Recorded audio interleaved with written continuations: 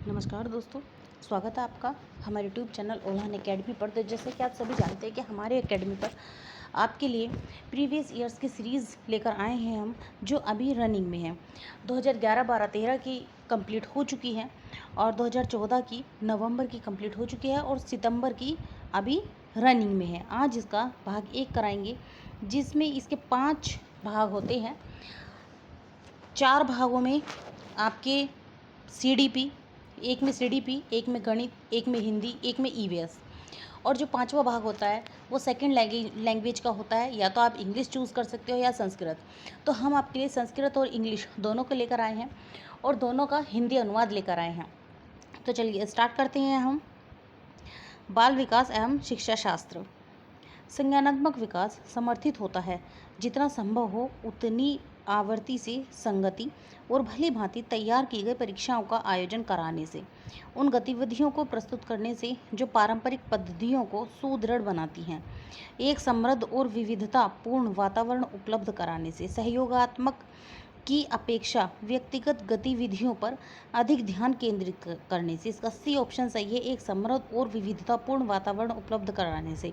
प्याजे और वाइगोत्स्की के अनुसार बच्चे वातावरण के साथ अंतःक्रिया करके सीखते हैं, इसलिए एक समृद्ध और विविधतापूर्ण वातावरण संज्ञानात्मक विकास को बढ़ावा देता है। मानव विकास है मात्रात्मक गुणात्मक कुछ सीमा तक अमापनीय, या डी, ए और बी दोनों। तो इसका डी ऑप्शन सही है, ए और बी दोनों, मात्रात्मक और गुणात्मक दोनों। विकास में शारीरिक वृद्धि मात्रात्मक और कार्यकुशलता या व्यवहार में परिवर्तन गुणात्मक दोनों शामिल हैं। देखिए, विकास यहाँ कहा है मात्रात्मक और गुणात्मक। विकास में अगर शारीरिक वृद्धि हो रही है, हाइट बढ़ रही है, ठीक है, हाइट बढ़ रही है, बाल बढ़ रहे हैं, नाखून बढ़ रहे हैं, ये सब क्या, ये मात्रात्मक है, ठीक है, क्योंकि इनको मापा जा सकता है, हाइट को हम माप सकते हैं, ठीक है, तो ये मात्रात्मक है। और कार्य कुशलता या व्यवहार में परिवर्तन, जैसे कि हमारे दिमाग में जो भी परिवर्तन आते हैं, हमारे व्यवहार में जो परिवर्तन आते हैं, उनको गुणात्मक कहा जाता है। प्रकृति पोषण विवाद में प्रकृति से क्या अभिप्राय है? जैविक विशिष्टता या वंशानुक्रम सूचनाएं, एक व्यक्ति की मूल प्रवृत्ति, भौतिक और सामाजिक संसार की जटिल शक्तियां, हमारे आसपास का वातावरण। तो थर्ड इसका ए ऑप्शन इसका सही है, जैविक विशिष्टताएं या वंशानुक्रम सूचनाएं। देखिए, जहाँ पर भी वंशानुक्रम लिखा आएगा, वंशानुक्रम, वही आंसर सही होता है। वंशानुक्रम आंसर ही सही होता है, लेकिन आपको अपना क्वेश्चन भी देखना होगा। क्वेश्चन के अकॉर्डिंग आप वंशानुक्रम को पढ़ेंगे, उसको ध्यान देंगे कि आंसर क्या कह रहा है और क्वेश्चन क्या पूछ रहा है, तब उसको सही करेंगे। प्रकृति आनुवंशिकता या वंशानुक्रम को दर्शाती है, जबकि पोषण व्यवहार पर्यावरण और वातावरण को दर्शाता है। पोषण पर्यावरण और वातावरण को दर्शाता है और प्रकृति आनुवंशिकता और वंशानुक्रम को दर्शाती है। जनसंचार माध्यम सामाजिकरण का एक महत्वपूर्ण माध्यम बनता जा रहा है। नीचे दिया गया कौन सा कथन सबसे उपयुक्त है? सामाजिकरण केवल माता पिता और परिवार के द्वारा किया जाता है। देखिए, जहाँ पर केवल शब्द आ जाए आंसर में, वह आंसर गलत है, तो इसका ए ऑप्शन तो गलत है। जनसंचार माध्यमों की पहुंच बढ़ रही है और यह अभिवृत्तियों, मूल्यों और विश्वासों को प्रभावित करता है। सी, बच्चे मीडिया के साथ सीधे अंतःक्रिया नहीं कर सकते। देखिए, नेगेटिव नहीं पूछा उन्होंने, इसने पूछा है हमसे पॉजिटिव, तो पॉजिटिव आंसर होगा, तो सी भी इसका गलत है। डी में भी केवल शब्द आ रहा है, इसलिए डी भी गलत है, तो बी ऑप्शन ही इसका सही है। जनसंचार माध्यमों की पहुंच बढ़ रही है और यह अभिवृत्तियों, मूल्यों और विश्वासों को प्रभावित करता है। बच्चे किस प्रकार सीखते हैं? नीचे दिए गए कथनों में से कौन सा इस संबंध में सही नहीं है? बच्चे तब सीखते हैं जब वे संज्ञानात्मक रूप से तैयार होते हैं। बच्चे अनेक तरीकों से सीखते हैं। बच्चे केवल, सी गलत, केवल आ गया है। बच्चे तब सीखते हैं जब वे स्वाभाविक रूप से प्रेरित हों, तो इसका सी ऑप्शन सही है, क्योंकि इन्होंने नहीं कहा है। मैं भी नहीं में आज धोखा खा गई। बच्चे किस प्रकार सीखते हैं? नीचे दिए गए कथनों में से इससे कौन सा संबंध सही नहीं है कहा है इसने। देखा, मैं भी धोखा खा गई, मैंने सी गलत बोला था, क्योंकि इसमें केवल आ रहा है, लेकिन सी ऑप्शन इसलिए सही है क्योंकि नेगेटिव आंसर पूछा गया है। बाकी अगर ये पॉजिटिव आंसर होता तो बाकी 3 ऑप्शन सही होते। बच्चा केवल कक्षा में ही नहीं बल्कि घर, खेल के मैदान और समाज में हर जगह सीखता है। प्राथमिक विद्यालय के शिक्षक को अपने शिक्षार्थियों को प्रेरित करने के लिए किस रणनीति को अपनाना चाहिए? प्रत्येक गतिविधि के लिए अंक या पुरस्कार देना, पूरी कक्षा के लिए कठोर मानक स्थापित करना, बच्चों को अपनी उनकी रुचि के अनुसार लक्ष्य निर्धारित करने और उन्हें पाने में सहायता करना, सभी के लिए एक समान शिक्षण विधियों का उपयोग करना। सी ऑप्शन सही है इसका। बच्चों को उनकी रुचि के अनुसार लक्ष्य निर्धारित करने और उन्हें पाने में सहायता करना। बाल केंद्रित शिक्षा में बच्चों की रुचियों और आंतरिक प्रेरणा को महत्व दिया जाता है। निम्नलिखित में से कौन सा समाजीकरण का एक प्राथमिक कारक है? कंप्यूटर, आनुवंशिकता, राजनीतिक दल, परिवार। तो इसका डी ऑप्शन सही है, परिवार।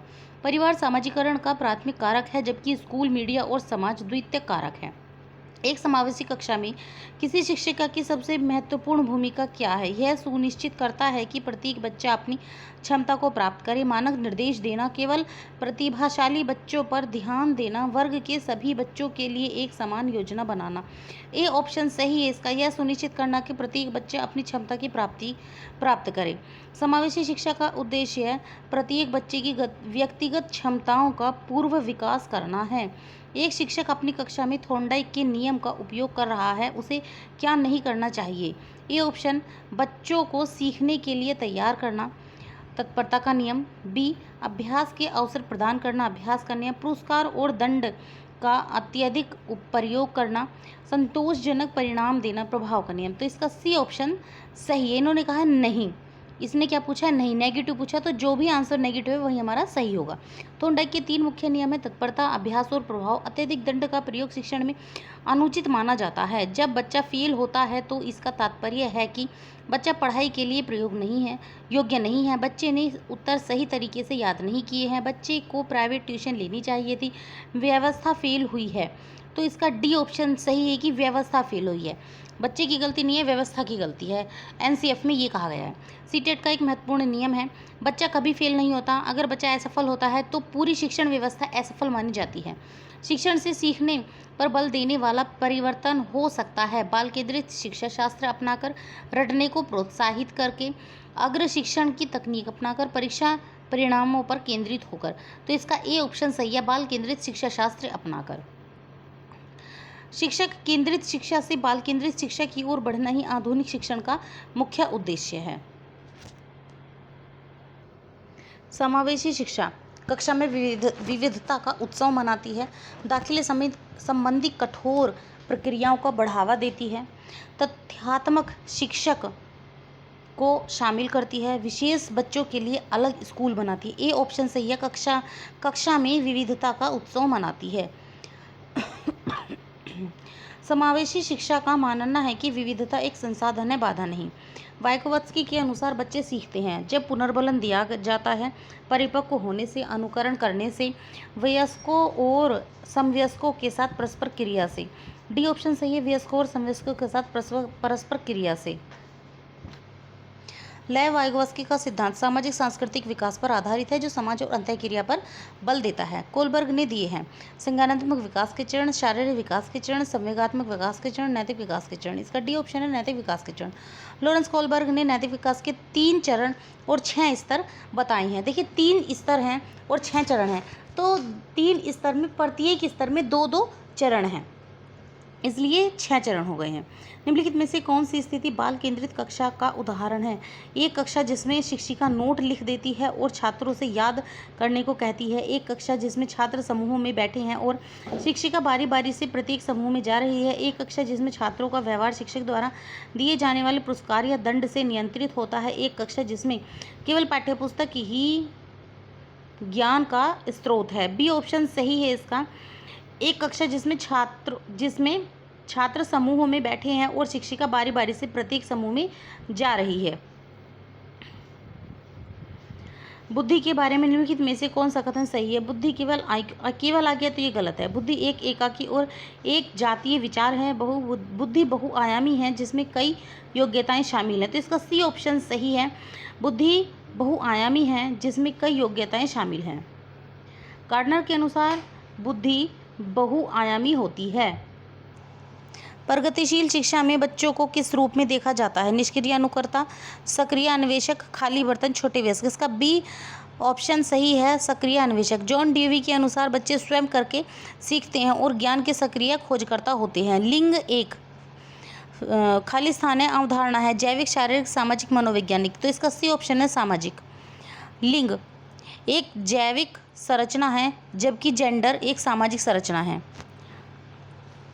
जीन पियाजे के अनुसार बच्चे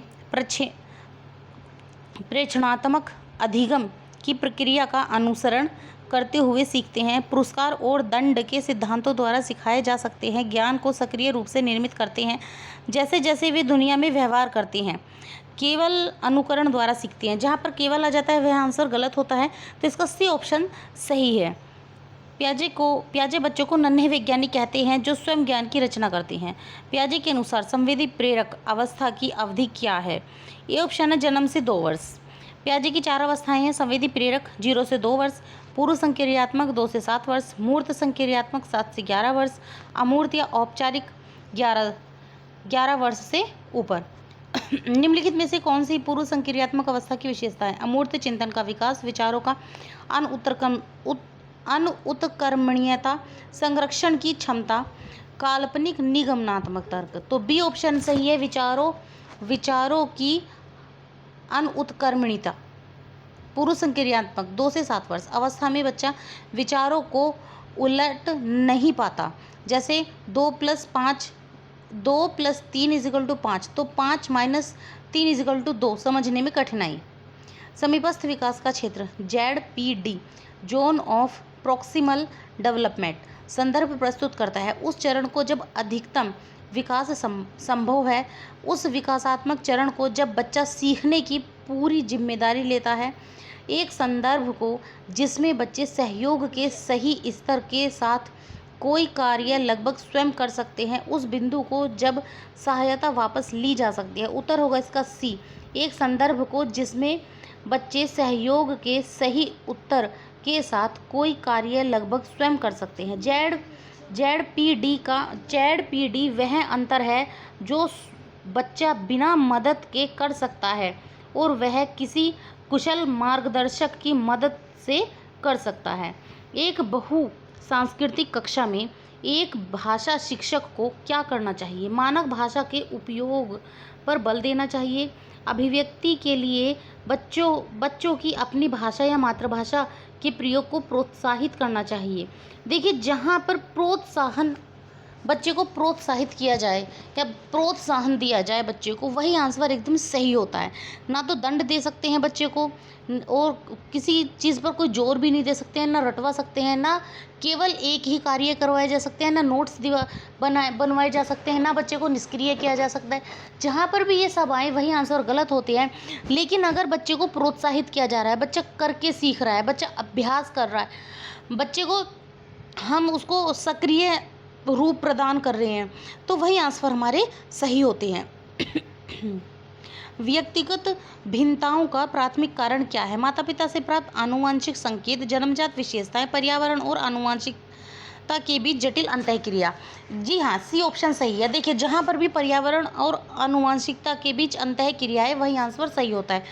पर्यावरण और आनुवंशिकता के बीच अंतःक्रिया हो या दोनों को एक साथ करके कोई आंसर बनाया गया हो, जो भी कुछ हो, दोनों एक साथ होते हैं,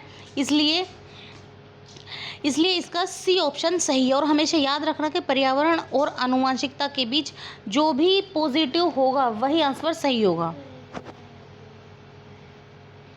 सतत एवं व्यापक मूल्यांकन CCE का मुख्य उद्देश्य क्या है? बच्चों की गलतियों की पहचान करना, बच्चों की तुलना करना, यह समझना कि बच्चा कैसे सीखता है, सुधारता है और उसे सहायता की आवश्यकता कहाँ है। जी हाँ, ये एकदम सही है आंसर कि बच्चे को कैसे सीखना है, बच्चा कैसे सुधार सकता है, बच्चे को किस चीज़ की आवश्यकता है, कहाँ पर हमारी सहायता की आवश्यकता है, ये हमें देखना बहुत ज़रूरी होता है।